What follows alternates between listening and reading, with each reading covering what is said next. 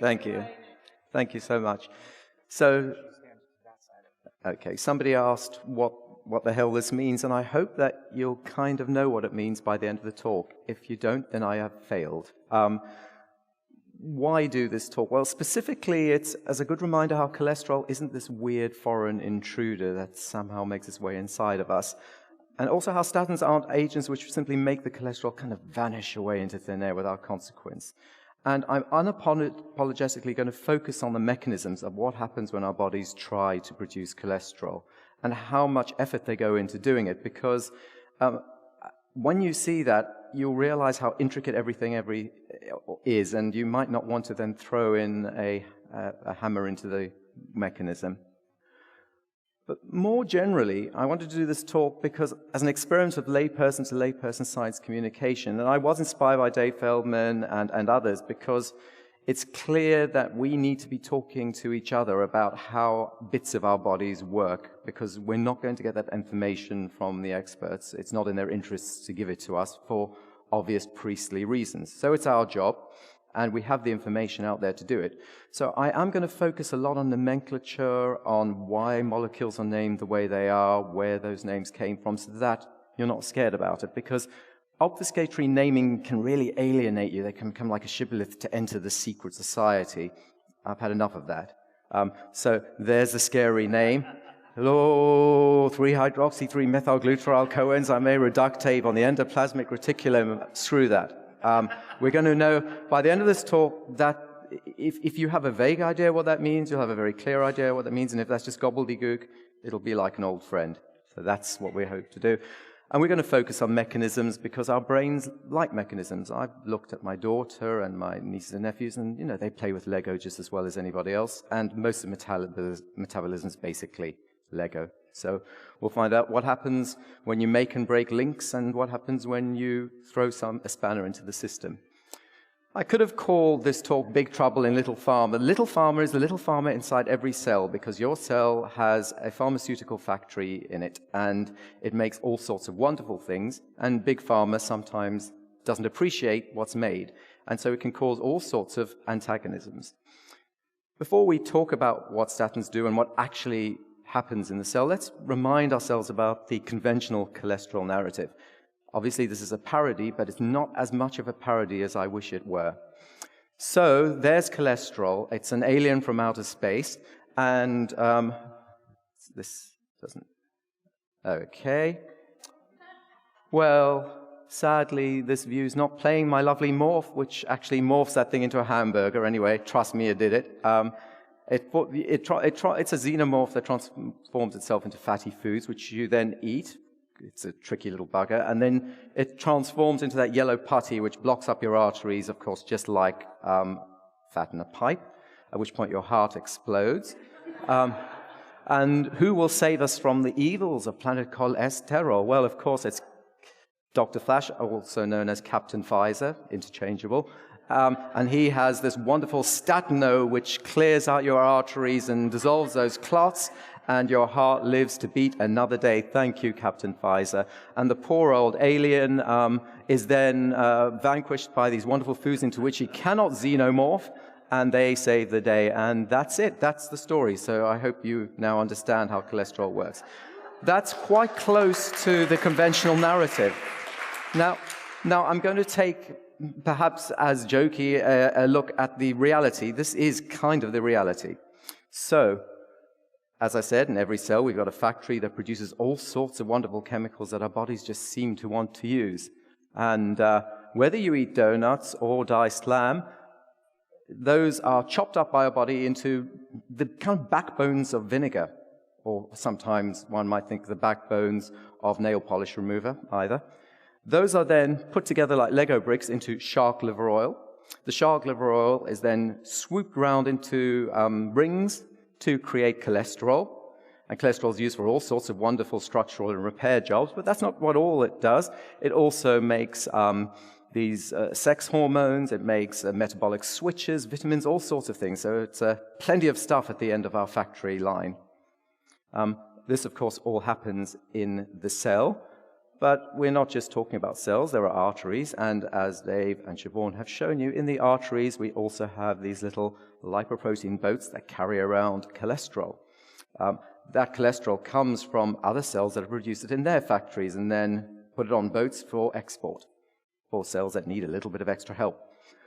Captain Pfizer, however, is not happy about this situation. "Oh no, there's too many LDL boats in the bloods," he says. "We need to sweep them under a rug. But there ain't no rugs in arteries. But maybe the cells can be my rug." So he decides to go to the entrance of our factory, and he drops a bomb on it.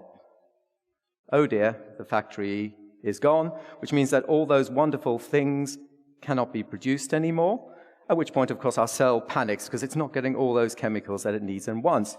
So it says, "Fix the factory gates, and in the meantime, get me some cholesterol from the blood." Sadly, Captain Pfizer bombs the factory gates as soon as it's fixed. "Oh, well, at least get me that blood cholesterol," at which point the cell's screaming for anything, and all those little boats deliver the cholesterol to the cell. There's the cholesterol, but notice it's only cholesterol. All those other goodies are not delivered because they're not on the boats. Captain Pfizer doesn't really care about that. All he cares about is see how few LDL boats are in the arteries now. I saved you. And then the cell says, "You just panicked me into screaming for extra blood cholesterol when you kept bombing my factory gates. Now I'm bloated with cholesterol, but none of the other goodies from my factory." "Shut up, rug. I saved the day." And they all lived happily ever after. And so that's kind of a summary of what actually happens. And now we're going to look into some more detail, but that detail involves what's called the mevalonate pathway. Don't panic, we're starting to use scary words. We'll find out what they mean.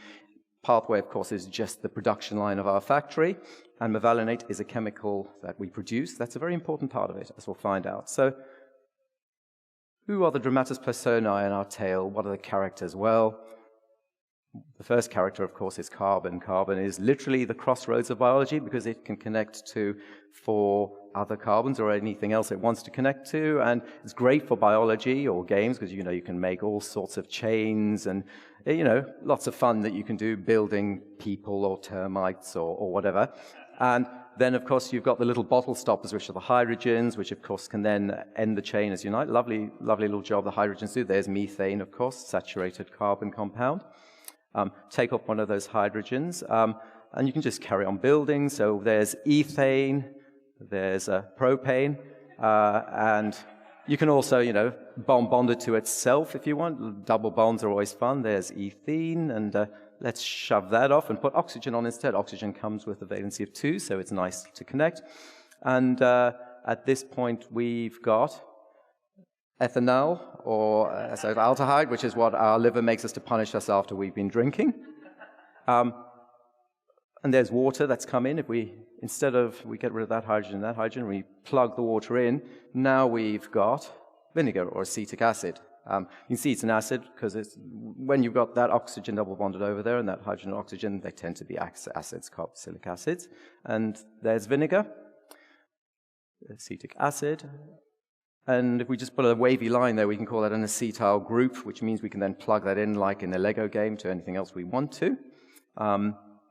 Just turn it around and remind ourselves what we've got there. Now, of course, that's where you can draw an acetyl group, but actually it gets a bit boring showing all those hydrogens. Since we know that if there ain't nothing else there, there'll be a hydrogen, and there's 4 things around a carbon, we can kind of drop them. We know that's there.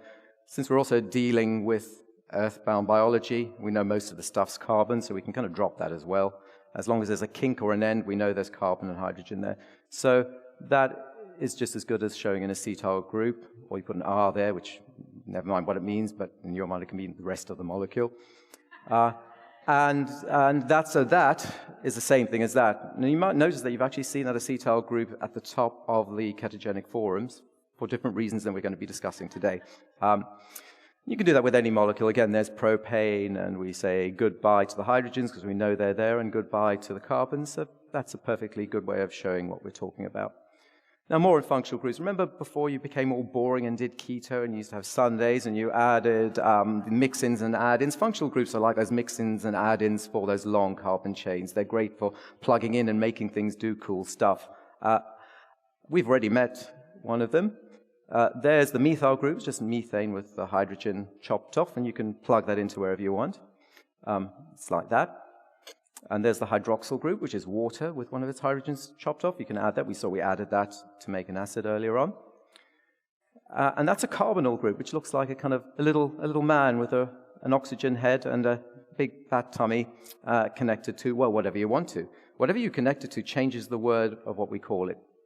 So, for example, if you just add a hydrogen, that becomes an aldehyde, which stands for alcohol, dehydrated alcohol.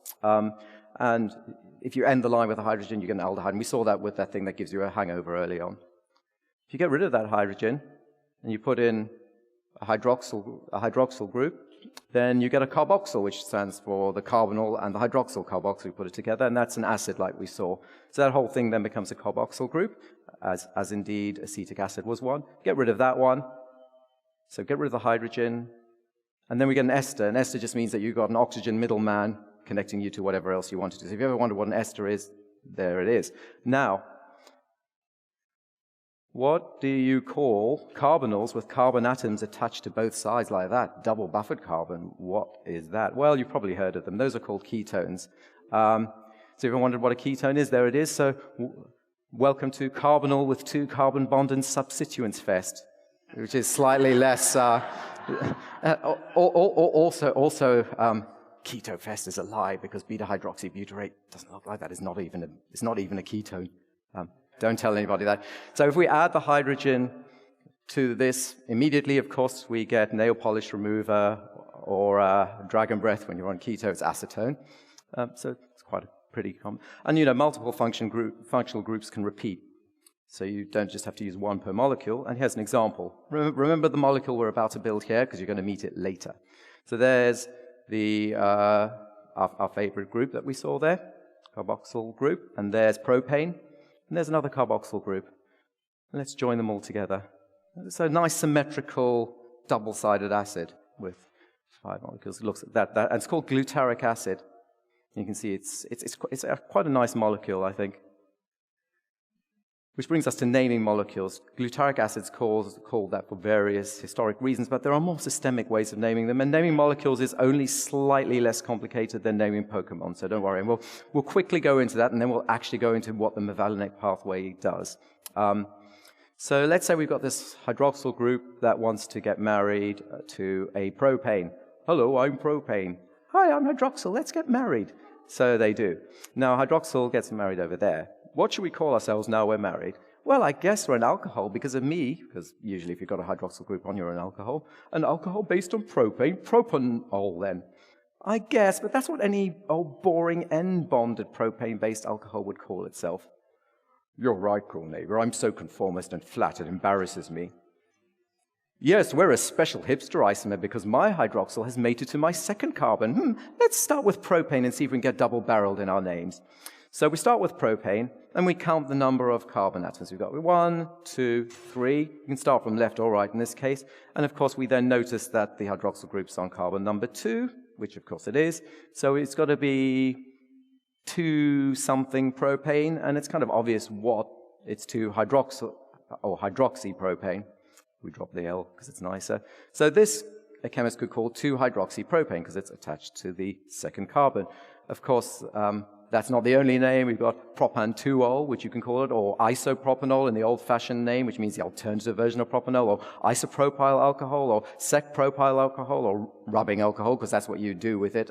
Let's just stick with 2-hydroxypropane, I think, for now. So let's remind ourselves what the plot is.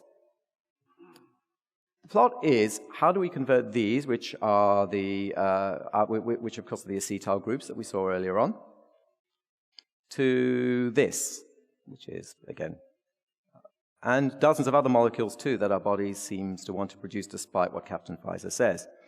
And what happens when something comes along and just shuts it all down? Many of those compounds are steroids, and we need to take a moment to remind ourselves what a steroid is, or a sterol. Your body is actually desperate to be roided.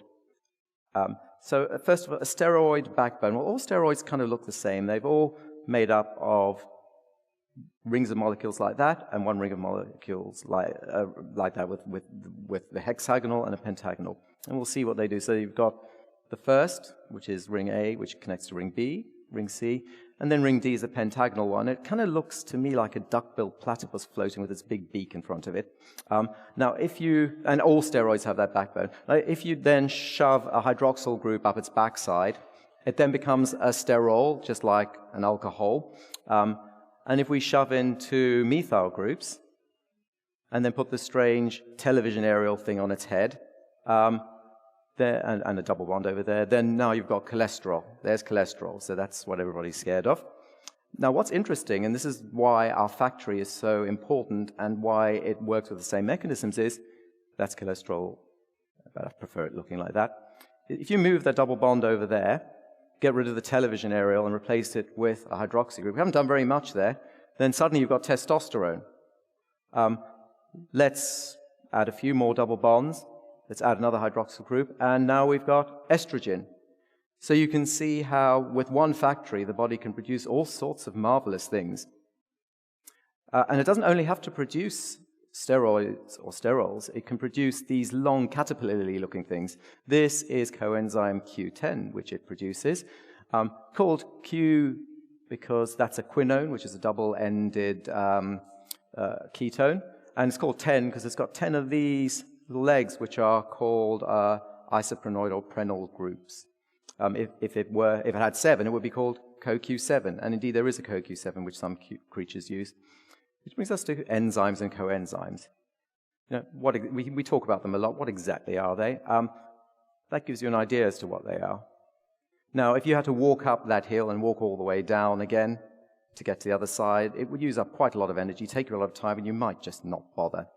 However, if you had a tunnel to go through, it would be a lot easier, and that's effectively what enzymes do. They give chemical reactions that would otherwise take far too long to happen, or not at all, a kind of energetic tunnel to get through. Another way of thinking of them is a bit like that vise over there. You know, if you try to saw that wood just on the table, it would flap all over the place, and the energy would not transmit through the saw properly. But once it's in the vise, then the saw can saw the wood quite quickly. And it's quite useful to think of enzymes like that because they often do hold things in place, sometimes literally. Of course, any enzyme ends in A's, like sucrase, and we'll be meeting some of those today. Sucrase is the enzyme that breaks table sugar into glucose and fructose. Coenzymes are more like assistants or police escorts. They make sure that you get to the enzyme okay, everything's working out. They'll spin the vice's handle, they'll put the wood in, and then they'll spin the vice's handle again. They're really helpful little compounds. We met coenzyme Q. This is coenzyme A, complicated little devil. I like to think of that as like a little person with 2 hydroxyl shoes on, with a lasso on the other side, and a very long rope. But we really care about what's at the end of the rope. There's a hydrogen and a sulfur. So let's just focus in on that and call the rest coenzyme A. And sulfur is a little bit promiscuous in this bond. It really likes to find new partners. A particular partner it loves to bond with is our good old acetyl group, at which point when it's joined together it's called acetyl coenzyme A. And you can see it holds it on nicely. That's why it's called coenzyme A, by the way, because it loves bonding with acetyl groups. So it moves it around somewhere else in the body shoves it off, the body does what it needs to do with it, it can get other ones. It's a very useful little helper molecule for taking these important little building bricks around, acetyl-CoA. You don't always have to show the sulfur.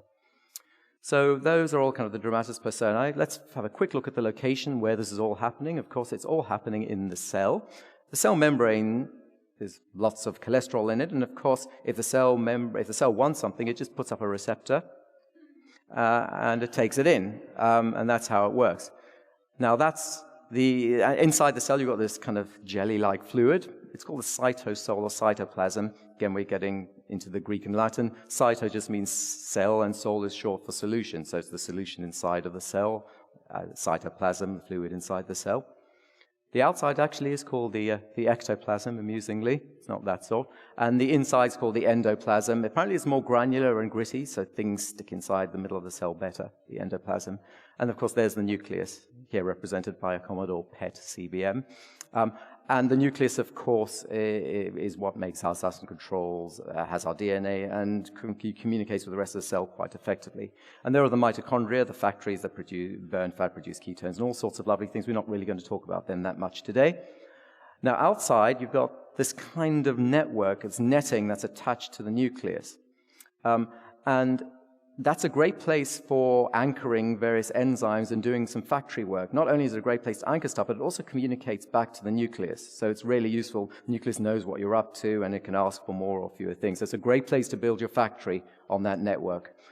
So it's called the inner liquid network, obviously. Well, no, that's not pretentious enough. It's called the endoplasmic network. Still not pretentious enough. We need the Latin for network, reticulum. There you go, endoplasmic reticulum, or the ER, and that's what that is. So we finally get to the mevalonate pathway. I think we've covered enough. So, Act 1, it starts in the cytosol, which is swimming about in the cell solution. And we've got our friend Coenzyme A, which is bonded with some food we've eaten, which has been converted into an acetyl group, acetyl-CoA. There's another one. So we've got two of them floating about, two acetyl-CoAs, and there is an enzyme called thiolase. There's a clue in its name, because thion is Greek for sulfur, so it's good at pulling apart and breaking and putting back together sulfur bonds, and that's exactly what it'll do. So there's your acetyl-CoA, which it pushes apart, which joins to the other acetyl-CoA, and it's done its job. Thank you. And it's called acetyl coenzyme A, which for obvious reasons. And it's got so it's a new compound, and we're building things up. And then another acetyl-CoA comes along and wants to have a threesome. Now, the thing about this threesome is it wants to do it in a very peculiar position. So it brings out the bordello, another enzyme whose name we'll find later. They get into bed. I've colored the link so you can see what happens. And that one joins there, and it kicks its leg up, and oh, goodness. So now we've created this new, strange-looking compound. Water comes along. It gives one hydrogen to the oxygen over there to make a hydroxyl group. That hydroxyl group pushes away the coenzyme A, and now we've got this funny-looking chemical thing in the middle.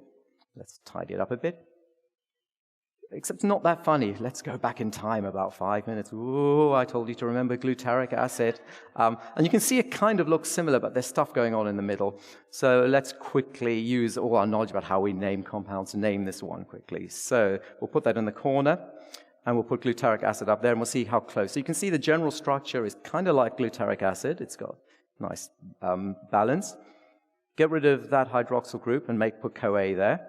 So it's now gluteryl coenzyme A, because it's not just glutaric acid. We've got some stuff to put in the middle. So let's shove in the hydroxyl group over there, and it's on atom number 1, 2, 3. That's where it is. So it's 3-hydroxy gluteryl coenzyme A, but that's not all. If you look at the bottom, there's still one thing we have to put on, which is the methyl group, which is also on atom 3. So we'll say 3-hydroxy, 3-methyl gluteryl coenzyme A. And that's why it's called that. Now, there you go. That's why it's called that, the various components. Now, of course, most chemists don't bother calling it that. They take the abbreviation and go HMG-CoA.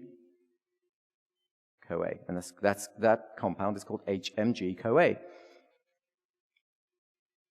And the thing that produced it, the bordello, is called HMG-CoA synthase for obvious reasons, because it synthesized it, so it's not that difficult. Yeah, thank you. And Act 2, so we've got our HMG-CoA now, so we're building up to making all these compounds. And that just came from the food we ate and a few enzymes, really, and coenzyme A to help. We're on the endoplasmic reticulum, which is the ER, that netting near the cell over there. And on that is built a special new enzyme called HMG-CoA reductase. Now, it's going to do something with HMG-CoA. What's it going to do? It's going to reduce it. And in biology, that usually means adding a hydrogen and getting rid of an oxygen. In normal chemistry, it can be a number of other things. So there's our HMG-CoA that we just made. It sits on the reductase. We get these ubiquitous molecules called NADPH, which are good at donating hydrogens. They're from the vitamin B group. And that donates a hydrogen there, kicks off the coenzyme A, and that flattens out the bond. So we've kind of cut off the head of one of our acetyl groups that originally made it up. And we've got this kind of weird, wonky molecule. Now, there's a clue in the talk about what it's called. It's called 3,5-dihydroxy-3-methylvaleric acid. No, let's not call it that. Let's call it mevalonic acid or mevalonate. Chemists out there, I'm not worried about acids versus conjugate bases. You know, let's just call it mevalonate. And you'll notice that we made that on the, hence the mevalonate pathway. But why do we name the pathway after this compound? We've already seen quite a few. Why don't we call it the cholesterol pathway, or even, I don't know, the coenzyme A pathway? Why is it called the mevalonate pathway? It's because this is the rate-limiting step on the production line. This is the bit where it goes into your factory, and if this bit of the entrance production line gets broken, then nothing else happens. No matter how much HNG-CoA you make, if the reductase is blocked, you don't get mevalonate, and then nothing else can happen. You don't get mevalonate, you don't get anything downstream. This is the pinch point of the factory. In summary, if you inhibit that reductase, well then, ain't going to be any of that. Let's see what happens if you don't inhibit the reductase. So what we need to do, that's got 6 carbons, including CH3 at the top, but we need to convert that into 5-carbon little twigs like that, because then you can take those Lego bricks and twist them into rings. You can make those tails of the coenzyme Q10. You can do all sorts of wonderful things with those kind of tails. They're called isoprenoids or isoprenes. Sometimes they're called terpenes because they're related to turpentine from the sap of the turbinith tree. And what we do is we use energetic phosphorus bonds to blow up the mevalonate into these twigs, a bit like you use with matches, and matches use phosphorus as well for certain reasons. Very energetic bonds that you can make to do all sorts of things. So let's do that. Let's get mevalonate kinase. Kinase just means moving about, and it means it moves about phosphorus bonds. And indeed, we get the phosphorus from ATP. It's got 3 of them. Phosphate, it puts on there, which actually looks like that, but we'll just leave it as a pink P. Mevalonate 5-phosphate, because it's on the 5th carbon from the interesting end. And then we have another enzyme, and we put on another phosphate. So we're getting a really energetic bond. So we've got 2 phosphates, mevalonate 5 pyrophosphate, because pyro is Greek for fire, and this is a really energetic bond because it's got 2 of them. And then there's decarboxylase, and as that might suggest, we want to get to 5 carbons, remember? So we put a phosphorus on there, and then it does some rearranging, and then that flies off as carbon dioxide, which you then breathe out. So then we've got this. We've got it's called isopentenyl pyrophosphate, horrible name. Not as scary as it sounds, because that's pentane, which is like propane, but with 5 compounds. That's pentene. It's got a double bond. And in the old-fashioned parlance, isopentene, so just pentene with that one over there. And that's why it kind of looks the same, and that's why it's called isopentenyl pyrophosphate. So we've got one of our twigs. But we actually want to make another one as well, because we want to have another double bond in the middle for some of them, and for some of them we use IPP isomerase. And that just moves the bond like that. And no, not another name. Dimethylallyl pyrophosphate. Oh, I have to explain that. Well, that's an allyl group, which is a single and then a double bond of carbon. And it's called allyl because it's in garlic, and allium is Latin for garlic. Why is it dimethyl? Well, there's one methyl group, and there's another. Notice it looks just like that, hence DMAP. So you've got these 2. We have our building blocks. Let's do some building, circling sharks. So, twist them around, we'll see what happens. Let's do this quickly. So we've got those 2 twigs that we built with a transferase, and then we've got another one. This is called geranyl pyrophosphate. It's got 10 atoms. Because it comes from the geranium, there are similar molecules in the center of the geranium, hence geranyl.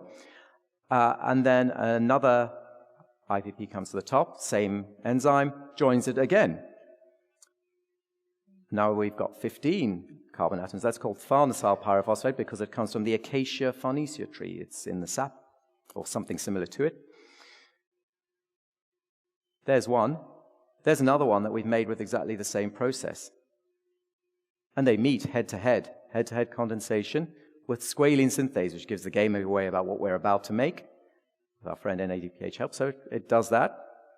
Joins it together We've got squalene. Latin for shark is squalus, because that is shark liver oil, which apparently you can buy in health food shops to put on your skin for some reason, or you could just probably squeeze it out of your cells if you tried hard enough. Again, squalene's got 30 carbon atoms. That's it on its side. It's the same molecule, but it's just easier to see what happens next. Now, what happens next is actually in some MIT courseware and in a biology document, they call it miraculous is the word they use, which kind of looks like it is. Because you breathe in oxygen, you've got oxygen over there, and you've got help from squalene monooxygenase, mono meaning one, of course, and you'll see it does then pull up one oxygen, which creates an epoxy bond, which is that triangular bond. And then various things happen which cause a kind of charge distribution issue on the molecule. Lenestrol synthase comes along, because we're about to make lenestrol, and then this happens.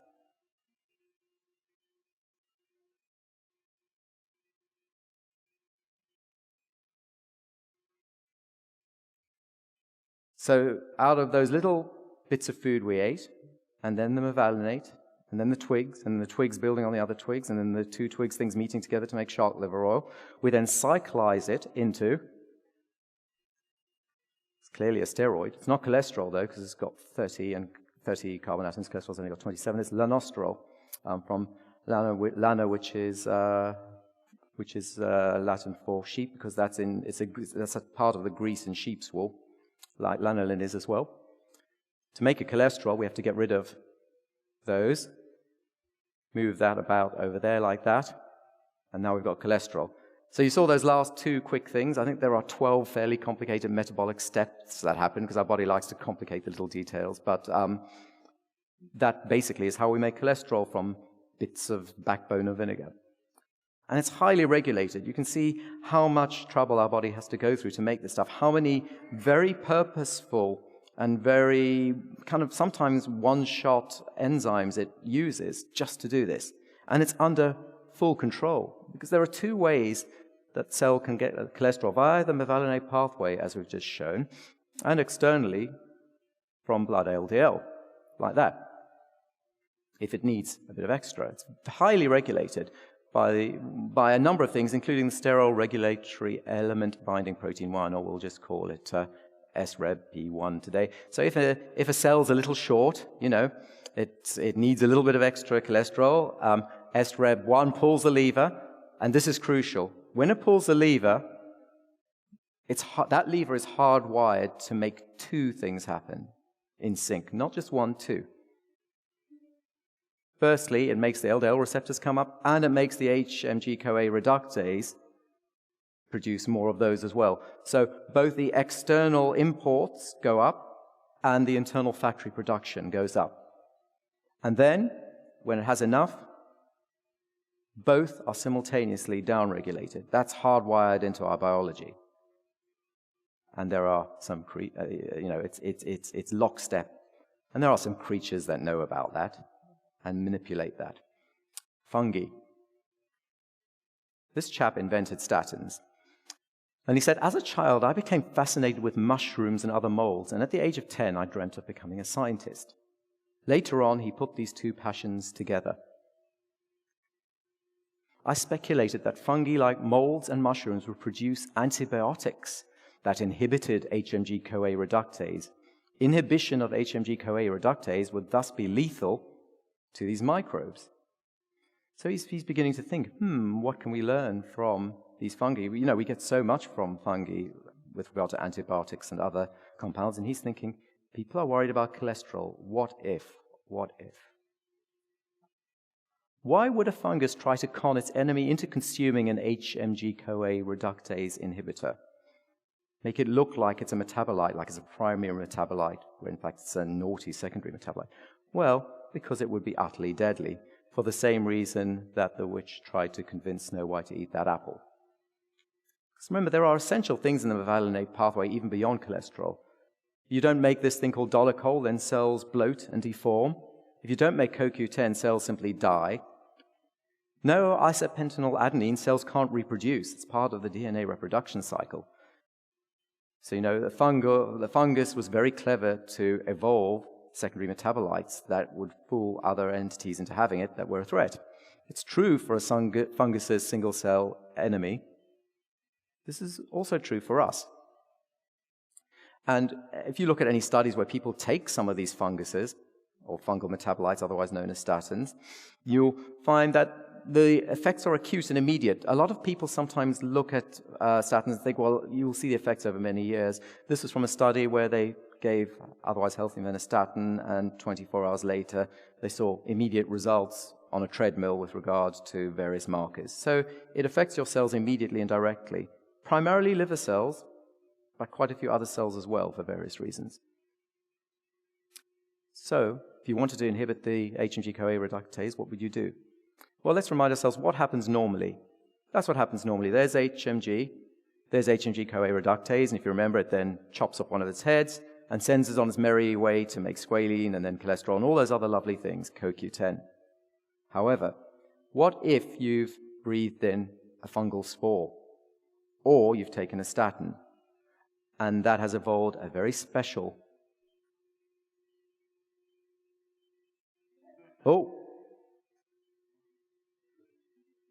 Okay, so that's on HMG-CoA reductase now. And then, there's oh dear. Let's try again. Oh no. Okay. Right. I guess we're not going to be making any mevalonate today. So SREB1 pulls the lever because the cells start panicking. What's going on? My factory's not producing anything. I guess I'm going to have to get cholesterol in any way I can. So it pulls out all the stops, pulls the lever, and you get lots of LDL receptors with their hands out saying, give us stuff from the blood. You've also, notice you've got one inhibited HMG-CoA reductase there, but oh no, because you've taken a statin, there are lots of other ones, and they all get inhibited. But it doesn't inhibit the blood or the LDL, so that very happily deposits lots of cholesterol into your blood. At this point, the nucleus is getting a bit confused. It says, I'm getting lots of cholesterol, but I'm not getting any of the other isoprenoids. I'm not getting my CoQ10. I'm not getting any of these other things. So SREB1 pulls the lever again, builds more HMG-CoA reductase, pulls more cholesterol out of the blood, and we get more and more cholesterol.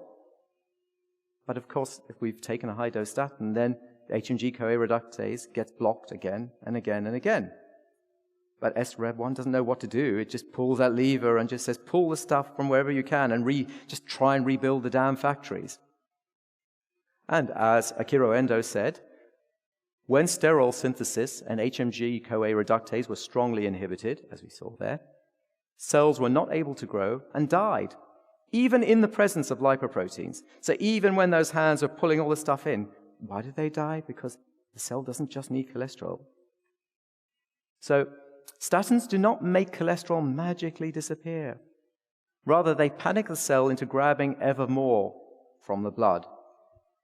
And the cell is actually bloated by abnormal amounts of cholesterol, which begins to crystallize, particularly in the liver cells. And earlier on, they were worried because they thought that the cells were metastasizing and said, oh, don't worry, that's just a huge amount of cholesterol packed in there, destroying the cell, so it's not a problem. Your doctor doesn't biopsy your cells. She does a blood test. You do not see what you do not seek. So your blood looks fine. You don't look inside your cells. Meanwhile, none of the other steroids or isoprenoids get manufactured in the mevalonate factory. Essential biological substances go scarce, CoQ10, dolichol, prenyl groups, antioxidants, sex hormones. Even isopentenyl adenine, which is essential for cell turnover. DNA replication cannot happen without mevalonate.